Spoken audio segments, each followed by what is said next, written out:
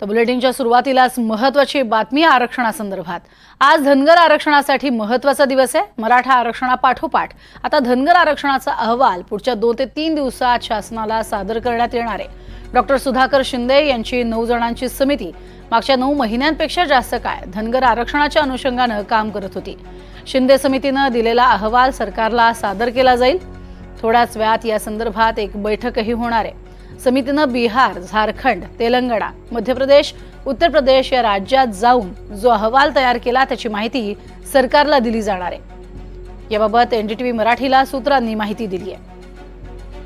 त्यामुळे शिंदे समितीचा हा अहवाल अतिशय महत्त्वाचा असणार आहे। बिहार, झारखंड, उत्तर प्रदेश तसंच मध्य प्रदेश, तेलंगणा या ठिकाणी जाऊन ही माहिती घेण्यात आली आहे। अधिक माहिती घेऊयात सागर कुलकर्णी यांच्याकडनं। सागर, काय अधिक माहिती या शिंदे समितीच्या अहवालासंदर्भात?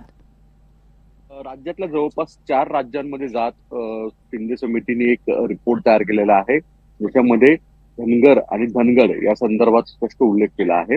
प्रामुख्याने जर लक्षात घ्यायला हवंय, महाराष्ट्रामध्ये धनगरला धनगड असं म्हटलं जे दाखले दिले जर दिसत नसलं तरी बिहार, झारखंड या आदिवासी बहुल भागांमधल्या काही ह्याच्यामध्ये धनगर आणि धनगड एक असल्याचा रिपोर्ट असल्याची माहिती शिंदे समितीने दिल्याची एनडीटीव्हीला माहिती मिळालेली आहे। या समितीच्या सदस्यांची आज एक बैठक होत आहे। या बैठकीला या समितीचे सदस्य सुधाकर शिंदे जे IRS ऑफिसर आहेत, तसंच इतर काही लोक असतील उपस्थित राहतील। सकाळी 10-10:30 वाजता मंत्रालयासमोरील प्रशासकीय इमारतीची बैठक होती आणि यानंतरनं या समितीचा अहवाल पुढच्या 2 दिवसामध्ये राज्य सरकारसमोर सादर केला जाईल असं सांगितलं जातं।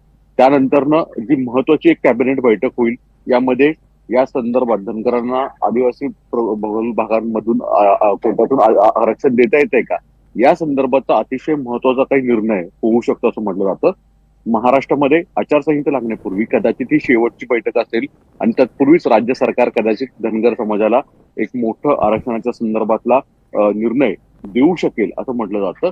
अर्थात हे आरक्षण किती काळ पुढील कालावधीमध्ये टिकेल त्याच्याविषयी काही कोर्टामध्ये आदिवासी बांधव जे आता विरोध करतायत ते सुद्धा काही चॅलेंज करतायत का, हे देखील पाहणं तितकं गरजेचं आहे।